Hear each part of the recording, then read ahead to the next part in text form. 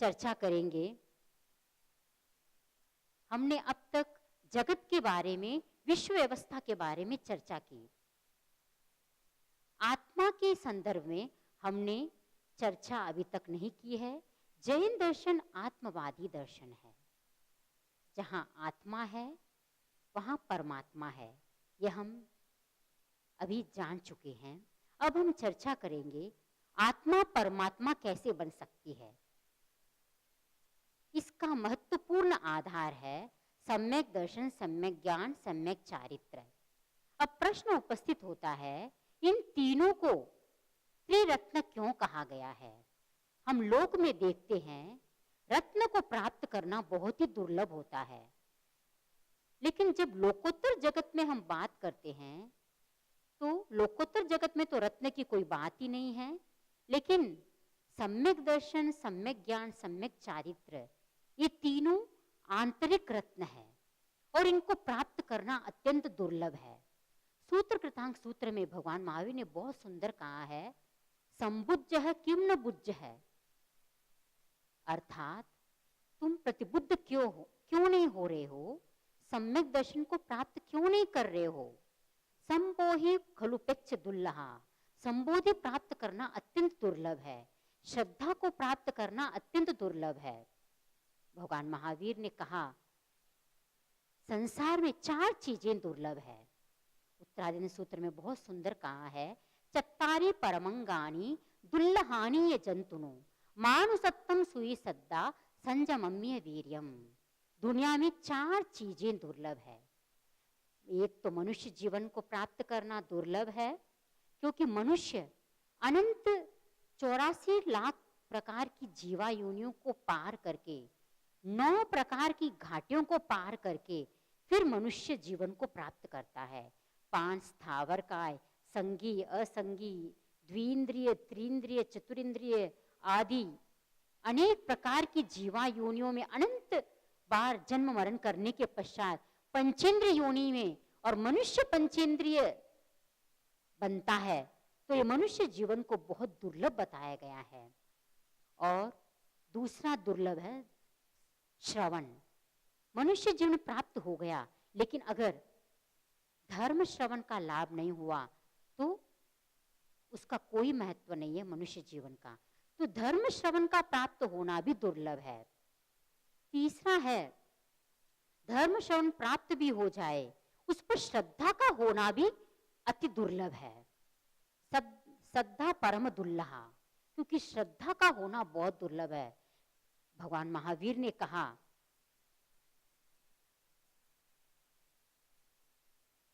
कि श्रद्धा कैसे प्राप्त हो सकती है, श्रद्धा को कैसे प्राप्त किया जाता है, इसकी हम चर्चा आगे करेंगे।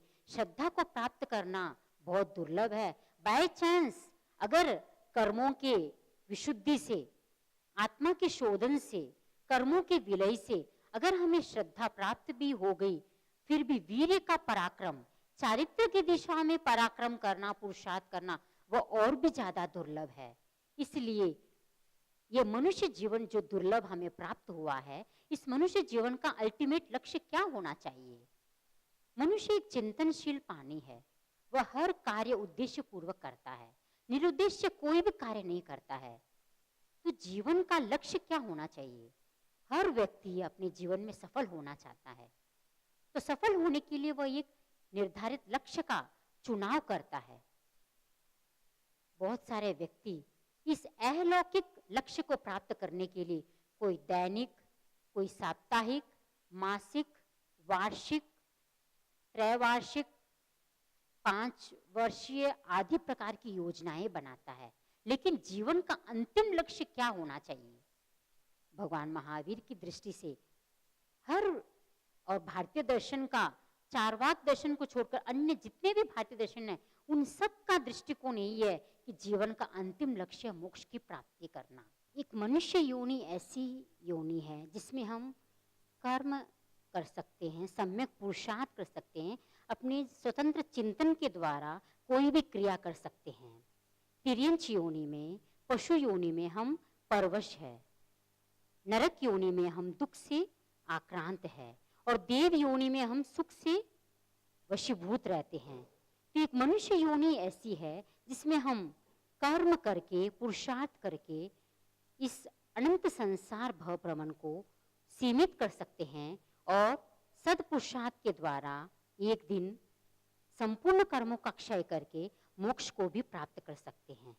तो आत्मा का, जीवन का हमारा अंतिम लक्ष्य है आत्म साक्षात्कार, आत्मा का साक्षात्कार करना। भगवान महावीर की महत्वपूर्ण उद्घोषणाओं में से एक उद्घोषणा है, आत्मा परमात्मा बन सकती है। भगवान महावीर के पास गौतम स्वामी उपस्थित हुए और उन्होंने जिज्ञासा रखी, भंते मैं इस संसार समुद्र को कैसे तरूं? भगवान महावीर ने उत्तर दिया, नानेन दंसनेन च चरित्रेण तहेवय। ज्ञान, दर्शन और चारित्र से तुम इस संसार रूपी समुद्र को पार कर सकते हो। तो गौतम ने पुनः प्रश्न किया, क्या केवल ज्ञान से, केवल दर्शन से, केवल चारित्र से मैं संसार समुद्र को पार कर सकता हूं? तो भगवान महावीर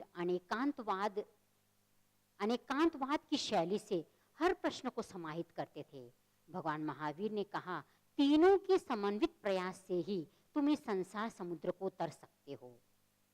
जैसे इस संसार में किसी नदी को पार करना है तो नाविक, नौका और पतवार तीनों की जरूरत रहती है। पतवार और नौका की अपेक्षा नाविक का ज्यादा महत्व है। पतवार है, नाव है, फिर भी हम इस तट से उस तट तक नहीं पहुंच सकते हैं जब तक नाविक न हो। तो इसीलिए कहा गया है, तो सम्यक दर्शन है नाविक, सम्यक ज्ञान है नौका और सम्यक चारित्र है पतवार। इन तीनों के संयोग से ही हम इस संसार में भी एक तट से दूसरे तट तक नदी पार करते हैं। तो इस संसार भव भ्रमण में भी जब तक सम्यक दर्शन, सम्यक ज्ञान, सम्यक चारित्र नहीं होगा, तब तक हम मोक्ष मार्ग को प्राप्त नहीं कर सकते हैं। यहाँ पर मैं उल्लेख करना चाहूंगी भगवान महावीर की उसी वाणी को दर्शन युग में आचार्य श्री उमा स्वाति ने इसको एक सूत्रात्मक शैली में प्रस्तुत किया। सम्यक दर्शन ज्ञान चारित्राणि मोक्ष मार्ग है। सम्यक दर्शन, सम्यक ज्ञान और सम्यक चारित्र तीनों की समन्विति का नाम है मोक्ष। तीनों ही मोक्ष की ओर ले जाने वाले तीन मार्ग है। नहीं, तीन मार्ग नहीं, एक ही मार्ग है। यहां पर मैं इस सूत्र को सबसे पहले इस सूत्र की मीमांसा करना चाहूंगी। इस सूत्र में सबसे आगे सम्यक शब्द का प्रयोग हुआ है। सम्यक शब्द के प्रयोग के द्वारा आचार्य उमा स्वाति ये कहना चाहते हैं कि सम्यक दर्शन के आगे जो सम्यक शब्द लगा है, वही सम्यक शब्द सम्यक ज्ञान के भी आगे लगेगा और सम्यक चारित्र के आगे भी लगेगा। व्याकरणाचार्य, भाषा विज्ञानियों के आधार पर यह सिद्धांत स्पष्ट होता है कि जो सूत्रात्मक शैली है उसमें शब्द कम होते हैं लेकिन उसके भाव अधिक होते हैं, गहरे होते हैं। तो ये सम्यक शब्द ज्ञान और चारित्र दोनों में ही हमें अध्याहार लगा लेना चाहिए। और आगे उमा स्वाति ने मार्ग है, मोक्ष मार्ग है, एक वचन का प्रयोग किया है। इसके पीछे उनका क्या उद्देश्य रहा? इसके पीछे एक ही उद्देश्य है। उमा स्वाति यह स्पष्ट करना चाहते हैं कि केवल सम्यक दर्शन, केवल सम्यक ज्ञान, केवल सम्यक चारित्र मोक्ष मार्ग की ओर नहीं ले जा सकता है। तीनों का समन्वित प्रयास ही मोक्ष मार्ग की ओर ले जा सकता है। वर्तमान युग में हम देखते हैं ऐसे अनेक दार्शनिक हैं, ऐसे अनेक दर्शन हैं जो केवल सम्यक ज्ञान से मोक्ष को प्राप्ति की बात करते हैं। रीते ज्ञानान्न मुक्ति, ज्ञान के बिना मुक्ति नहीं। न्याय दर्शन 16 द्रव्यों के ज्ञान को ही मुक्ति का आधार मानते हैं। बौद्ध दर्शन 4 आर्य सत्यों का जो सम्यक ज्ञान है उसी को ही वे सम्यक ज्ञान मानते हैं। वेदांत उनके अनुसार ज्ञान ही सब कुछ है। वेदांत के अंतर्गत 2 प्रकार के दर्शन हैं, पूर्व मीमांसा, उत्तर मीमांसा। उत्तर मीमांसा ज्ञान कांड प्रधान है और पूर्व मीमांसा कर्म कांड प्रधान है। सम्यक दर्शन अर्थात भक्ति मार्ग। जो पूर्व मीमांसा है वो कर्म कांड भक्ति मार्ग को ही मोक्ष का एकमात्र साधन मानता है।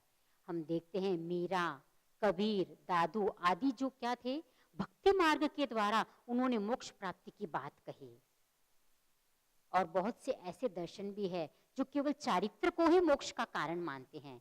अगर चारित्र नहीं है, क्रिया शून्य ज्ञान को व्यर्थ मानते हैं और वे क्रिया को ही सब कुछ मानते हैं।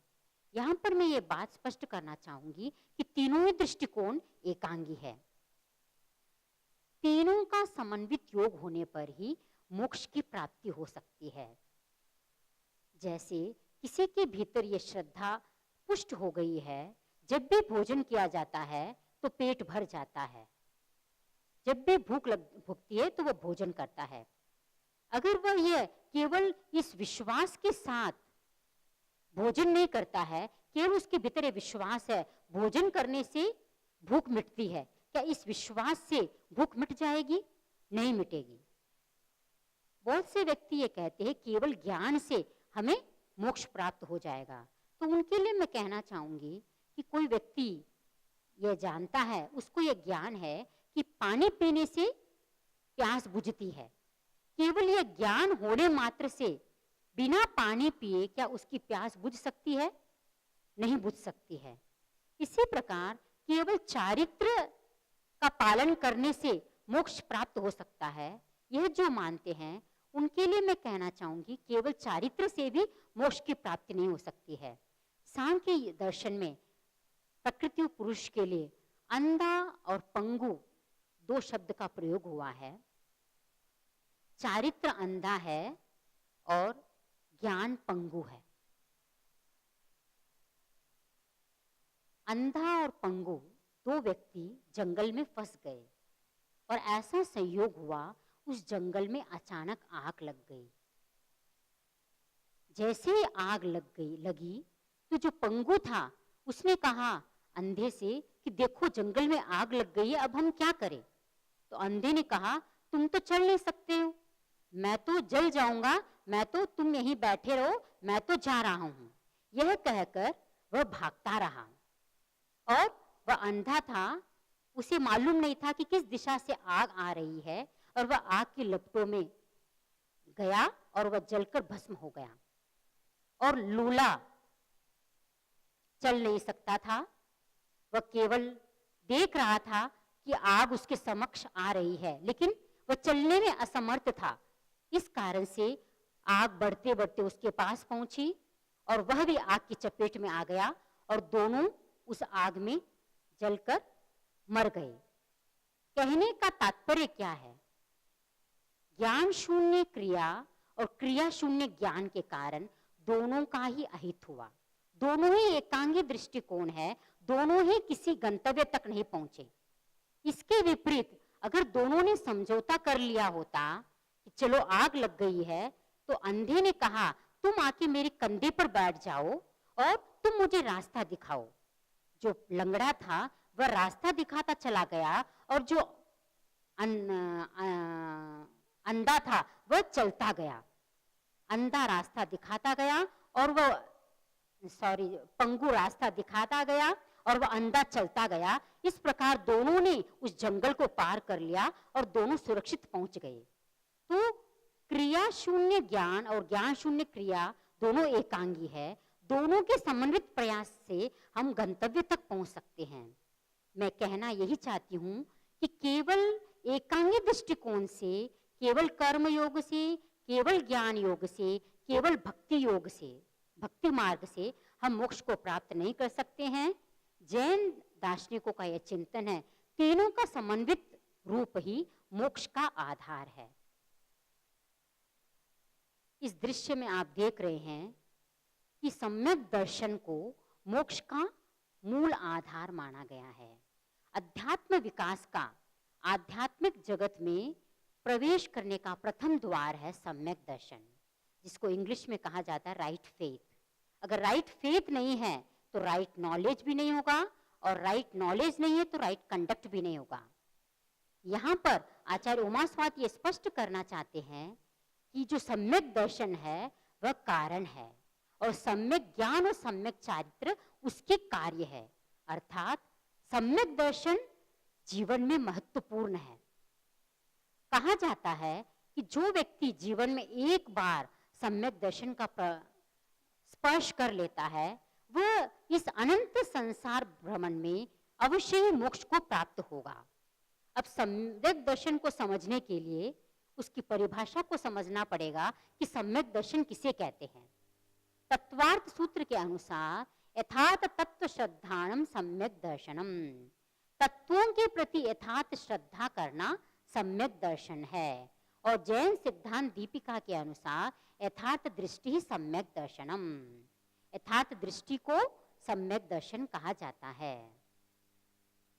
सम्यक दर्शन के महत्व को उद्घाटित करते हुए कहा जाता है कि सम्यक दर्शन को हम एक अंक मान लें और जैसे एक के बिना शून्य का कोई महत्व नहीं है। गणित शास्त्र में शून्य का बहुत महत्व है, अगर एक का भी बहुत महत्व है, लेकिन सम्यक दर्शन रूपी अगर एक का नहीं है तो अनंत शून्य भी लग जाने पर उसका कोई महत्व नहीं है। तो सम्यक दर्शन का इतना महत्व है, कहा जाता है 2 प्रकार के कागज है, एक 100 रुपये का कागज है और एक सामान्य कागज है। बोलो कौन सा कागज महत्वपूर्ण है? तो आपका यही उत्तर होगा कि जो 100 रुपये का कागज है वह मूल्यवान है, वह महत्वपूर्ण है। वह महत्वपूर्ण मूल्यवान क्यों है? क्योंकि उस पर सरकार की मुहर लगी हुई है, इसीलिए वह महत्वपूर्ण बन गया। इसी प्रकार जिस आत्मा में सम्यक दर्शन की मुहर लग जाती है, जो आत्मा अपने कर्मों के विलय के द्वारा सम्यक दर्शन को प्राप्त कर लेते हैं, वे ही आत्मा मोक्ष को प्राप्त करने का रिजर्वेशन प्राप्त कर सकते हैं। अन्य जितने भी आत्माएं हैं, भले वे जीवन भर तपस्या करे बिना ज्ञान के, सम्यक ज्ञान दर्शन के, अगर वे चारित्र का पालन भी करे तो उसको कोई भी कार्य सिद्ध नहीं होगा। वह उसकी सारी क्रियाएं उस अंधे और पंगु की तरह व्यर्थ सिद्ध होगी। इसलिए जयाचार्य ने आराधना में बहुत सुंदर कहा है, जे समकित बिन में चारित्र निकिरिया रे, बार अनंत करी पिन काज न सरिया रे, भावे भावना। सम्यक्त्व के बिना अगर हम अनंत काल तक शास्त्रों का अध्ययन कर ले, महाव्रत आदि का पालन कर ले, वे सारे व्यर्थ है, उससे कोई भी सार निकलने वाला नहीं है। क्योंकि कहा जाता है दूध, दही और नवनीत, इन तीनों में सार क्या है? नवनीत। नवनीत को प्राप्त करने के लिए हमारे पास दूध और दही दोनों होना चाहिए। जब तक हमारे पास सम्यक दर्शन नहीं होगा तब तक हमें सही दृष्टि से, सही रूप में हमें मोक्ष प्राप्त नहीं हो सकता है। तो सम्यक दर्शन की क्या पहचान है? जिसमें 9 तत्वों के प्रति सही श्रद्धा है, वह सम्यक दर्शन को प्राप्त हो चुका है। अब सम्यक दर्शन को समझने के लिए हमें मिथ्या दर्शन क्या है उसको भी समझना होगा। कहा जाता है सम्यक दर्शन और मिथ्या दर्शन में कोई अंतर नहीं है। दुनिया में वस्तु जैसी है वैसी ही है। उसको देखने का जो नजरिया है, जो ज्ञाता है, जो आत्मा है, जो प्रमाता है, वह किस दृष्टि से उस वस्तु को देखता है। अगर दृष्टिकोण गलत होता है तो वही वस्तु, उसी वस्तु को वह गलत ग्रहण करता है। जैसे कोई व्यक्ति शराब के बोतल में दूध पीता है तो उसको क्या कहा जाएगा कि वह शराब पी रहा है। इसी प्रकार अगर मिथ्यात्वी कोई भी बात कहता है, वह कोई भी ज्ञान का ज्ञान करता है या कोई भी आचरण करता है तो उसका सारा आचरण मिथ्या कहा जाएगा। और सम्यक दृष्टि का जो आचार है वह सम्यक कहा जाएगा। कहा जाता है कोई रोगी है और उसको पोषक आहार दिया जाता है, लेकिन जब तक उसके शरीर में रोग होगा तब तक पोषक आहार देने पर भी वह शरीर से पुष्ट नहीं होगा। उसी प्रकार जब तक आत्मा में मिथ्यात्व रूपी रोग लगा हुआ है, मिथ्यात्व रूपी शत्रु चिपका हुआ है, तब तक कितना ही प्रयास कर ले हम सम्यक ज्ञान, सम्यक चारित्र और सम्यक दर्शन को प्राप्त नहीं कर सकते हैं। तो सम्यक दर्शन को प्राप्त करने के लिए भगवान महावीर ने 2 प्रकार के साधनों की चर्चा की है। आचार्य उमा स्वाति ने बहुत ठीक कहा है, तन निसर्गाद अधिगमाद वा। सम्यक दर्शन की प्राप्ति 2 प्रकार से हो सकती है, एक नैसर्गिक और दूसरा अधिगमज। नैसर्गिक अर्थात स्वभावतः है।